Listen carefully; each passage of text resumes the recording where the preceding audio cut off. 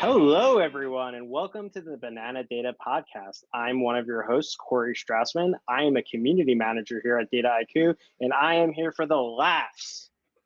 Hey everyone, I'm Christopher Peter Macris, the lead data scientist here at Dataiku, and I'm also here for the laughs. And CPM, do you think everyone can keep a secret? Yeah, of course. I don't know that much about data science, so hopefully you'll be able to help carry this. Oh my God. Well, Corey, I think you know a lot more than you think you know about data science, but in case we need any technical details, I'll be there for you. Thank you. So if you're new to this podcast, we just launched season 5. This is the second episode. So if you missed the first episode, want to listen and like what you hear, be sure to subscribe to the Banana Data Podcast. You can listen to all of our seasons, and you can subscribe anywhere you listen to podcasts. Previously, on the first episode of season 5, we spoke about humanizing data. CPM, you want to speak a little bit about that? Yeah, sure. So last episode, we walked through some concrete examples of how data insights can be humanized in an easily digestible manner. And we touched upon data visualization as an example of incorporating empathy into storytelling and relating that to any individual who views that visualization. But why do we need the humanization of data? Who is this helping? Well, that's a really great question. So it's helping everybody. If you have a story to tell and you tell it in a way that your listener does not understand, then your point is moot. It's not being communicated. And some of this data visualization and humanizing data through that visualization was very helpful and impactful in establishing that sort of emotional connection. CPM, I understand that there's a story you want to tell with a recent example of this. Yeah. So I really saw a very impactful visual very recently called Weeks of My Life. It was a very simple visualization of just squares on a board. And each square represented a different week in a life. And on the board were enough squares to fill up 100 years. And the idea is that you fill in these squares for every week that you've lived so far. And you can visually see, unfortunately, life for each of us is going to be finite. So what are we going to do about that? Well, to me, that could be a little bit morbid, but it was at the same time very motivating. I'm going to get off the couch today and I'm going to seize the day and do that one thing I've never had the courage to do. Well, CPM, carpe diem, what was your moment to seize the day? Well, considering I saw this morning, I was saying to myself, I've got to hop on this podcast and have the best conversation I've ever had with Corey and for all our listeners. Aww. You see what he sacrificed for you? Love it.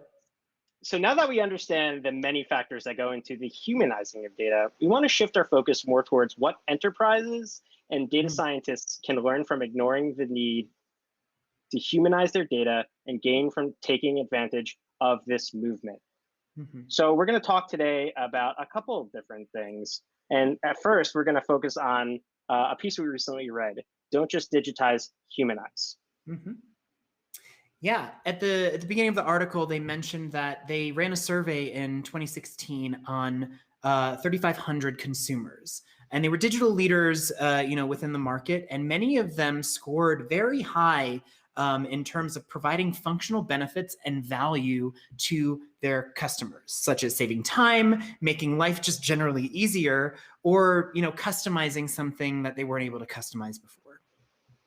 Yes, and as we focused on last week with being able to humanize data, an emotional connection matters. The bond between the consumer and the brand drives preference and loyalty. So if you can't win over someone with efficiency, then you're going to be winning someone over with the emotional factor. And why is that, CPM? Yeah, well, as we are gaining more data and learning how to use this data better and more efficiently, could be the case that, these differentiating factors of saving time, effort, money, they end up not being differentiating factors. Everyone's sort of a robot now and able to interpret data very quickly and easily, but there's a lack of a robot having an emotional connection.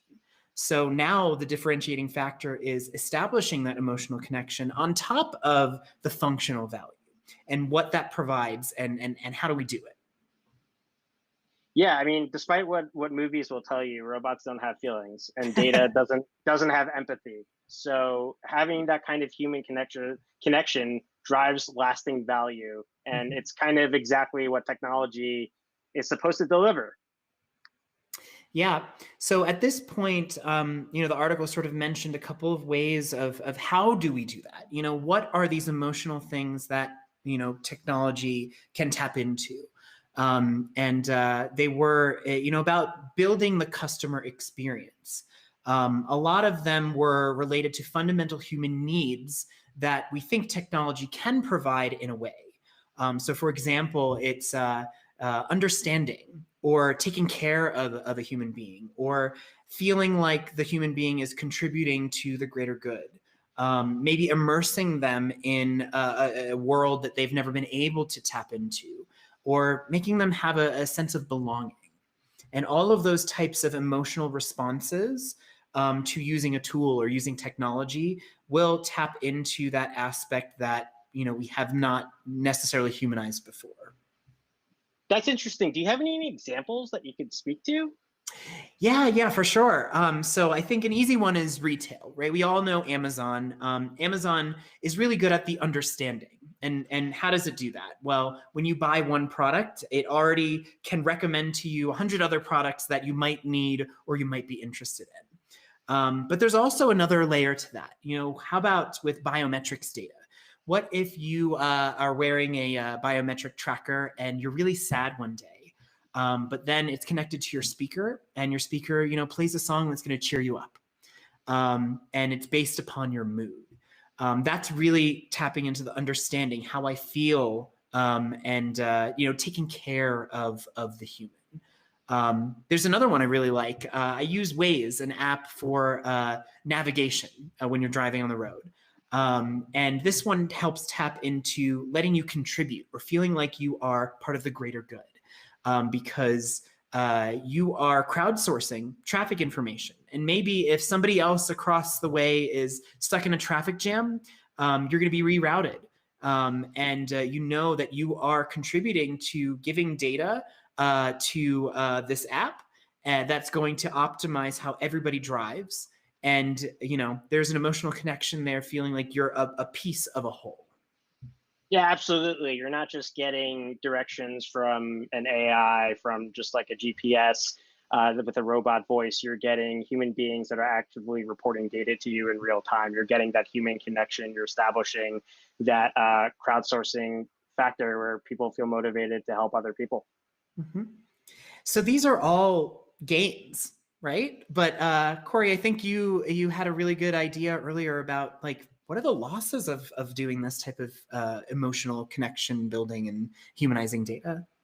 Yeah, sorry to put a dark cloud over this, but there Oh is a no. concern. Yeah, there is a concern legitimately, and that is data privacy.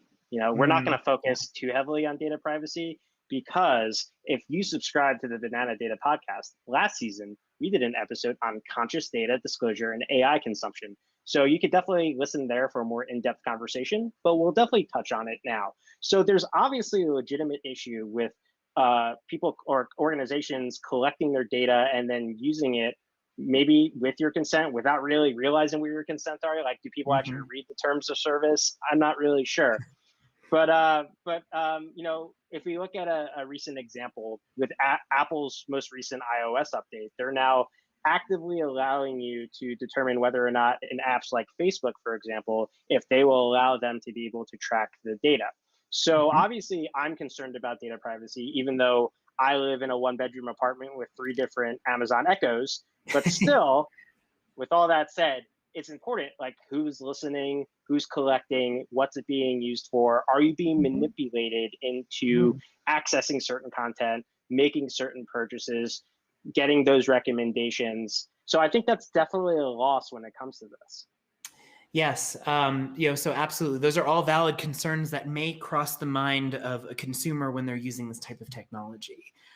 So it's kind of like an ever flowing feedback loop, a cycle that we sort of need to understand.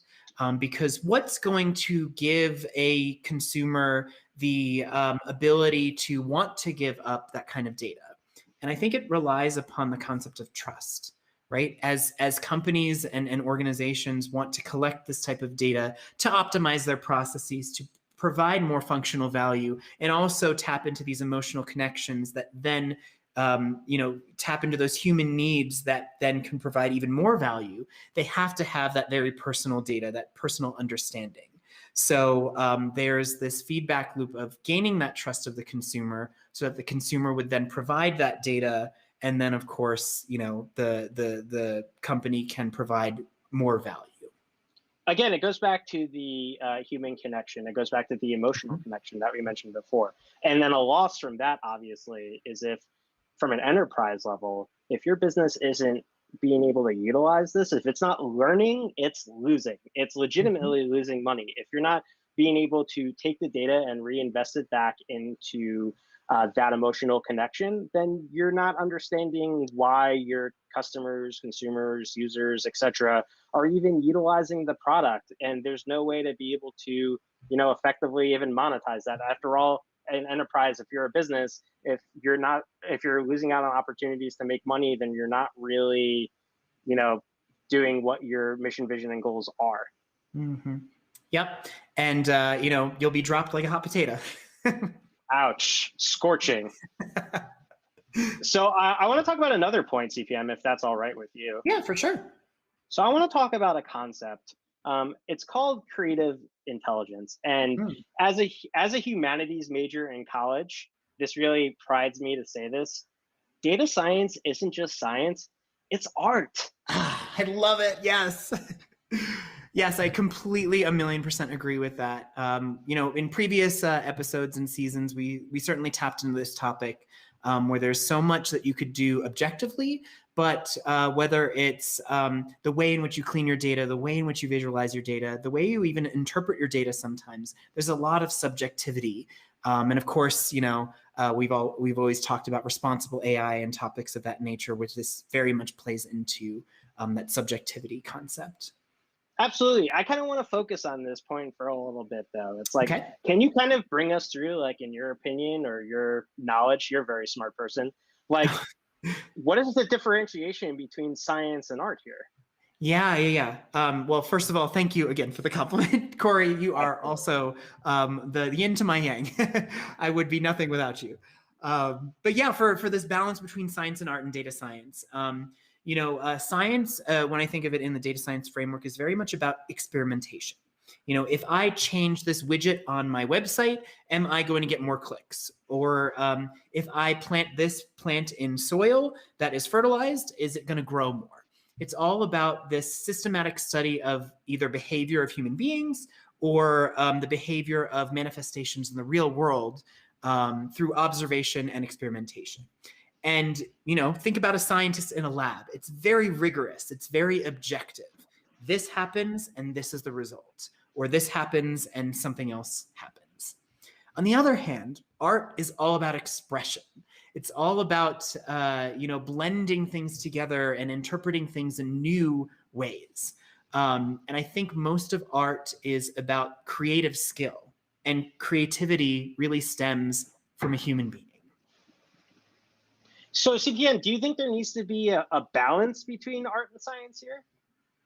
Absolutely. This balance between art and science, it's really critical to, sort of the success of any sort of data science project, or even as we talked about before, how technology can really bridge the gap between being robots and humanizing.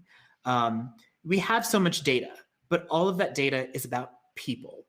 And so, if we are just sticking to science, it's going to be very obdurate and very rigid. But having this human element and this creative element to the science will, again, make us more likely to have more of a human connection and an emotional connection to whoever's consuming that data. Yeah, we're going to put our thinking caps on for a second because I want to boop. I want to be able to engage with this kind of idea. Like, we go back to this emotional connection again. We could use machine learning. We could use business intelligence. We could use AI. We could use a bunch of things to kind of try to incentivize people to make a decision. But we're emotional animals. We make decisions every day based on emotion, and then we rationalize and justify them at a later point. While business intelligence is critical, while artificial intelligence is, awe-inspiring, there's an argument that, creative intelligence, what we've just been discussing, leads to kind of a way to optimize the considered purchase. It's again back to that balance. Like, how do you merge, or how do you use the science to try to promote the art? How do you use this technology to help build an emotional connection? Yeah. An example I think might help here. The article talks about the considering buying a home. That's a really huge decision. It's totally different than buying dog food from Amazon, or buying hand cream or something like that. That's a small purchase. But when you buy a home, there's definitely financial implications to that. But there's also a personal connection to buying a home, starting a new family, or maybe you're relocating and you're starting a new life. Data is going to tell you, how many times a person clicks on a website and views a different listing for a house, or what keywords are associated with what they're searching in the search bar, correlations between their activities, which is a lot of valuable information, of course. But the art and how somebody might look at the way in which they click on the website or navigate through, or even their background information and where they've been in life and what they might be doing. That's a more human element that sometimes may get put by the wayside, or not necessarily be focused on as much as the sort of tangible clicks and links and words that they're typing into the search bar. Leveraging that human element, if you're able to sort of put yourself into the consumer's shoes and really understand their emotional connection to the decision they're about to make, and what it's like to be a home buyer about to start a new family, and so on and so forth, those considerations are going to drive a connection between the science and the art that ultimately creates a better model, a better prediction, and a better sort of experience for the human being.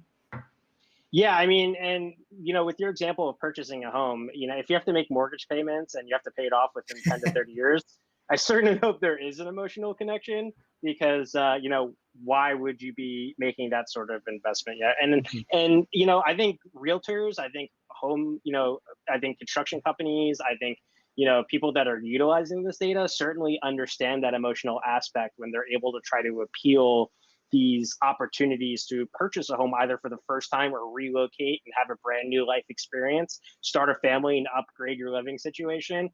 They could use the data to kind of help segment these types of audiences, but certainly make that emotional appeal and connection when actually purchasing the homes. Because after all, humans are going to make emotional decisions, and that's what they have to sort of touch on. Yeah. Most decisions, and you might argue that all decisions are made based upon an emotional sort of feeling. And, we can rationalize these with data, but also, the reason is an emotional, push.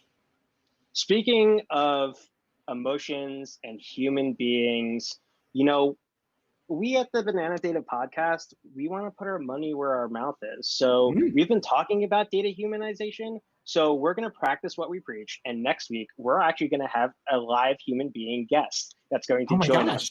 Yes. Oh, that's exciting. So CPM, do you want to tell everyone what next week's episode is about?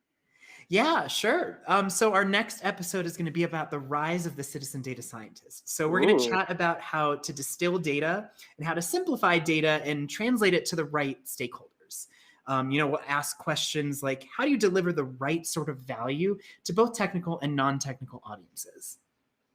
So we'll continue with this conversation about humanizing data, and this podcast is nothing without its human supporters. So just one last plug to subscribe to the Banana Data Podcast wherever you listen to podcasts. I can't wait. That's all we've got today in the world of Banana Data. We'll be back with another podcast in 2 weeks. In the meantime, the Banana Data Podcast is on Apple Podcasts, Spotify, and more. Subscribe to us wherever you listen to podcasts. See you next time.